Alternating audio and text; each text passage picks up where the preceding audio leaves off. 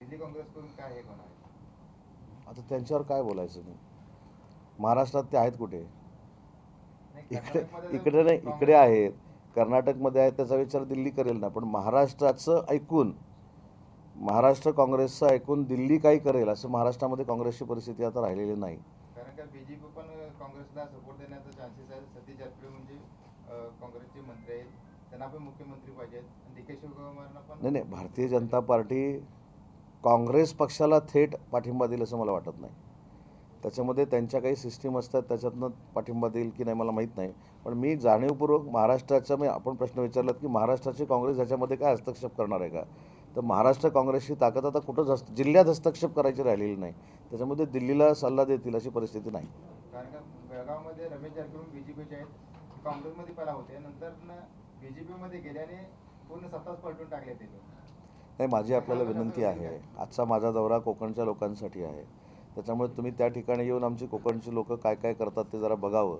आणि काँग्रेसवर आता मी काय बोलू. आता कर्नाटकमध्ये आहे, पण ती दखल घेण्यासारखी असेल, पण महाराष्ट्रामधली काँग्रेस दखल घेण्यासारखी आहे की नाही हे माझ्यापेक्षा तुम्हाला जास्त माहिती आहे. साहेब, एक प्रश्न आहे. सीमा प्रश्नाच्या संदर्भात काढण्यात आले आणि त्याची सुरुवात रायगडमधून केली आणि त्याची संपूर्ण कव्हरेज मी केली. तर बेळगाव या ठिकाणी सीमा भागात ठिकठिकाणी हे चालू मराठी सन्मान यात्रा आहे, तर आपण सामील होणार आहे. नाही नाही, मला जर तुम्ही सांगितलं ह्या ठिकाणी मराठी सन्मान यात्रा आहे, तर मराठीचा सन्मान करण्यासाठी जर मी जगाच्या पलीकडे जाऊन लंडनमध्ये छत्रपती शिवाजी महाराजांचं आंतरराष्ट्रीय वैश्विक केंद्र तयार करतो, तर मला कर्नाटकमध्ये यायला आवडेल ना. पण अजून एक सांगतो, आता एक इथं विषय आला म्हणून, छत्रपती संभाजी महाराजांची, आपल्या शहाजी महाराजांची जी त्याला आपण समाधी म्हणूया, ती आपल्या कर्नाटकमध्ये आहे. आणि आमचे तुम्हाला माहीत असेल, प्रमोद महाजन साहेबांचे बंधू जे आहेत, प्रकाश महाजन, त्यांनी त्याच्यावर प्रचंड अभ्यास केलेला आहे. तर मी पुढच्या महिन्याभरामध्ये आमच्याकडची आचारसंहिता संपल्यानंतर मी तिथं देखील भेट देणार आहे. आणि ती भेट देत असताना त्याचं म्हणजे जे काय मला तिथलं कळलं आहे, मी ते आता स्वतःहून तुमच्यासमोर मांडत नाही. पण तिथं जाऊन शहाजी महाराजांची समाधी कशी आहे, त्याला महाराष्ट्र सरकारच्या मराठी भाषेच्या मंत्रालयाकडनं जर काय करावं लागणार असेल तर ते देखील आम्ही करणार आहोत. आणि सगळ्यात महत्त्वाचं, मी महाराष्ट्रात गेल्यानंतर महाराष्ट्राच्या जनतेला आवाहन करणार आहे की शहाजी महाराजांची जी समाधी आहे ही महाराष्ट्रातल्या प्रत्येक माणसाच्या श्रमातून निर्माण झाली पाहिजे, अशा पद्धतीची एक भूमिका, जो प्रकाश महाजनांचा आमचा संकल्प आहे, तो पूर्ण करण्यासाठी आम्ही प्रयत्न करणार आहोत. आणि त्याच्यासाठी देखील मी पुन्हा एकदा कर्नाटकमध्ये येणार आहे आणि त्यावेळी तुम्हाला देखील मी निमंत्रण देईन मुद्दाम. साहेब, एक शेवटचा एक प्रश्न आहे. सर, आता डी के शिवकुमार मुख्यमंत्री होण्यासाठी त्या संदर्भात महाराष्ट्र सर, त्या संदर्भात मराठी पत्रकार बांधवांनी सह्यांची मोहिमेची उपक्रम बेळगाव इथून सुरुवात केलेली, त्याची प्रचंड म्हणजे सपोर्ट रायगड जिल्ह्यातली माणगाव तालुक्यातील माणगाव शहराची सर्वच्या सर्व ए टू झेड पत्रकारांनी सह्य मोहीम त्या याच्यामध्ये वहीमध्ये केली. नाही साहेब, याच्यामध्ये सुद्धा केलेली. माझी भूमिका अशी आहे की रत्नागिरीतल्या पत्रकारांनी ती सही माझ्याकडे मागितली, तर मी पण देणार आहे, तुम्ही त्याची चिंता करू नका. पण माणगावच्या, रायगडच्या लोकांनी अशा पद्धतीची जर मोहीम सुरू केली असेल तर ती अभिमानास्पद आहे आणि त्याच्यामध्ये आमचं जे काही सहकार्य लागले ते आम्ही देऊ. सर, ह्याला मेन म्हणजे सर, ही जे सह्यन म्हणजे 1 लाखाची सही सुप्रीम कोर्टपर्यंत न्यायची, तर आपण कसं मदत करणार आहे साहेब? साहेब, सुप्रीम कोर्टाच्या संदर्भामध्ये मी जाहीरपणानं काही बोलू शकत नाही, कारण तो शेवटी केस जी आहे, याचिका जी आहे, ती सुप्रीम कोर्टामध्ये सरन्यायाधीशांच्या समोर चालू आहे. आता सह्यांची मोहीम सुप्रीम कोर्टाकडे पाठवायची न पाठवायची हा शेवटी लोकशाहीतला एक भाग आहे. मी काय सांगितलं की मराठी जनांच्या बाजूनं जर मला सही मागण्याला कोण आलं किंवा आता जरी माझी मागितली तर मी सही करून जाईन, त्याच्यामध्ये दुमत असण्याचं काही कारण नाही. पण सुप्रीम कोर्टामध्ये ज्या याचिका चालू आहेत त्याच्यावर पत्रकार परिषदेमध्ये बोलणं देखील योग्य नाही. बरोबर आहे साहेब, पण काय झालं सर, शेवटी पत्रकारांनी या गोष्टीची अतिशय नोंद घेतली. साहेब, मगासपासून मी तुम्हाला तेच सांगतोय की मगाशी जे महाराष्ट्र एकीकरण समितीचे लोक मला भेटली, त्यांच्याबद्दल तुम्ही यायच्या अगोदर मी सगळं आपल्याला सगळ्यांना सांगितलेलं आहे. मी मगाशी देखील सांगितलं आणि त्याच्या पुढं जाऊन मी आपल्याला सांगतो पाहिजे तर. खरं तर मी याची आधी आणायला पाहिजे होती. महाराष्ट्र सरकारच्या मराठी भाषेनं आपल्या भागातली जी मराठी ग्रंथालयं आहेत, संपूर्ण ग्रंथालय आहेत, त्यांना देखील माझ्या माहितीप्रमाणे 3-4 दिवसापूर्वी निधी उपलब्ध करून दिलेला आहे. त्याची यादी मी सगळी आपल्याला देतो. त्याच्यामुळं आपण जो प्रश्न विचारताय की सुप्रीम कोर्टामध्ये काय आहे, ह्याच्यापेक्षा महाराष्ट्र सरकार इथल्या मराठी बांधवांबरोबर आहेत हे त्याचा एक पुरावा आहे. ठीक आहे,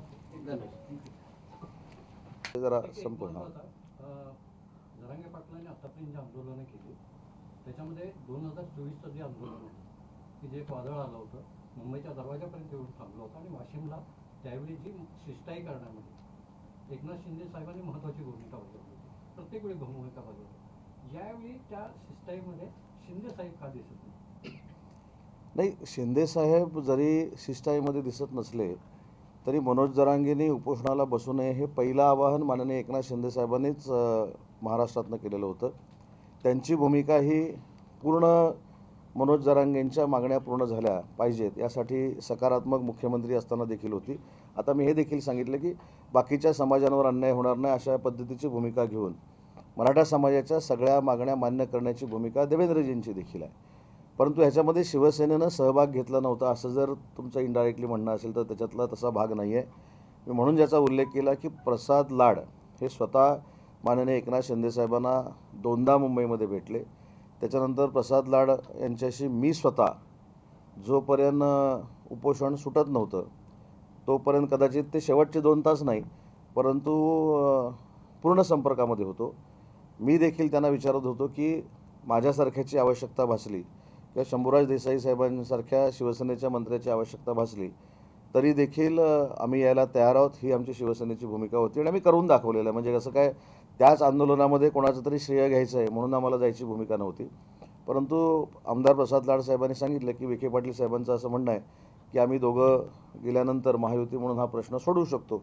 त्याच्यामुळं आम्ही मान सन्मानानं ते त्या ठिकाणी गेले होते. परंतु अजून एक सांगतो की या सगळ्या प्रक्रियेमध्ये माननीय एकनाथ शिंदेसाहेबांचा निरोप आणि एकनाथ शिंदेसाहेबांचा संदेश मी वारंवार त्यांचे जे सरपंच आहेत त्यांच्यामार्फत मी मनोज जरांगे पाटलांना देत होतो की तुम्ही उपोषण मागं घ्या, सरकार तुमच्यासोबत आहे. आम्ही जरी तिथं फिजिकली नसलो तरी देखील तुमच्या सगळ्या मागण्या पूर्ण करण्यासाठी आम्ही कटिबद्ध आहोत. अशी भूमिका पूर्वी देखील शिवसेनेची होती, आज देखील शिवसेनेची आहे आणि भविष्यामध्ये देखील शिवसेनेची राहील. पण हे सगळं करत असताना जे काही गैरसमज पसरवले जात आहेत ते गैरसमज होऊ नयेत म्हणून हा प्रश्न माझ्या दृष्टीनं अतिशय महत्त्वाचा आहे की शिंदेसाहेबांनी त्याच्यामध्ये सहभाग का घेतला नव्हता. हे जे काही गैरसमज आपल्यापर्यंत पोचलेला आहे तर शिंदेसाहेबांनी त्याच्यामध्ये पुढाकार घेतला नव्हता अशातला भाग नाही.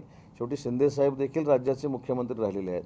शिंदेसाहेब आत्ता शिवसेनेचे मुख्य नेते आहेतच परंतु राज्याचे महाराष्ट्राचे उपमुख्यमंत्री देखील आहेत आणि म्हणून त्यांनी पहिल्या दिवसापासून मनोज जरांगे हे उपोषणाला बसू नयेत यासाठी प्रामाणिकपणाचा प्रयत्न केलेला होता. तशा पद्धतीचे संदेश देखील त्यांना पाठवले होते आणि काल विखे पाटील आणि प्रसाद लाड हे शासनामार्फतच त्या ठिकाणी गेले होते. मी देखील संपर्क साधून होतो. प्रसाद लाडनं जरी तुम्ही विचारलं तरी हे उत्तर देऊ शकतात. मी देखील संपर्क साधून होतो. परंतु ज्यावेळी प्रसाद लाडनी मला सांगितलं की विखे पाटील साहेबांचं असं म्हणणं आहे की आम्ही दोघं इथं आहोत शासनाच्या वतीनं त्याच्यामुळे तुम्हाला काही त्रास घ्यायची आवश्यकता नाही म्हणून आम्ही तिथे गेलो नाही. हां सर. राष्ट्रवादी पण नव्हते त्याचे. हां राष्ट्रवादीचे लोक पण नव्हते. नाही साहेब, राष्ट्रवादीचे लोक होती की नव्हती याच्यापेक्षा माननीय शिंदेसाहेबांच्या आदेशानुसार मी आणि शंभूराज देसाई साहेब हे किती वेळा अंतरवाली सराटीला गेलेलो आहे हे तुम्ही पण इथनं बघितलेलं आहे. आमची भूमिका आंदोलन सोडवतानाची काय राहिलेली आहे हे तुम्ही मुंबईमध्ये देखील बघितलेलं आहे. त्याच्यामुळं यावेळी आम्ही फोनवरनं संपर्कामध्ये होतो, आम्ही देखील जायच्या तयारीमध्ये होतो. परंतु ज्यावेळी प्रसाद लाड साहेबांनी सांगितलं की विखे पाटील साहेबांचं असं म्हणणं आहे की शासनाच्या वतीनं आम्ही आलेलो आहोत त्याच्यामुळे तुम्हाला त्रास घ्यायची गरज नाही त्याच्यामुळे आम्ही जिथं गेलो नाही. परंतु जरांगे पाटलांच्या मागण्यांच्या बाबतीमध्ये शिवसेना ही पूर्वीपासूनच सकारात्मक होती हे आपण सगळ्यांनी बघितलेलं आहे. याचं मूर्तिमंत उदाहरण मी आपल्याला आत्ता सांगतो की माननीय एकनाथ शिंदेसाहेब हे राज्याचे मुख्यमंत्री महाराष्ट्राचे होते, उपमुख्यमंत्री महाराष्ट्राचे आहेत. पण ज्यावेळी कर्नाटक राज्यामध्ये एका कुटुंबावर आरोग्याच्या दृष्टीनं अडचण निर्माण झाली त्यावेळी महाराष्ट्रातल्या आमच्या शिवसेनेच्या आरोग्य विभागानं श्रीकांत शिंदे फाउंडेशननं आणि शिंदेसाहेबांच्या जी स्वतंत्र आरोग्याची यंत्रणा आहे त्याच्यातनं ज्या मुलाचे आहे का मुद्दाम हे बघा हा मुलगा जो आहे ह्याला सगळीकडे नेऊन आणलं होतं. फटाक्याचा स्फोट होऊन ह्याचे दोन्ही डोळे गेले होते.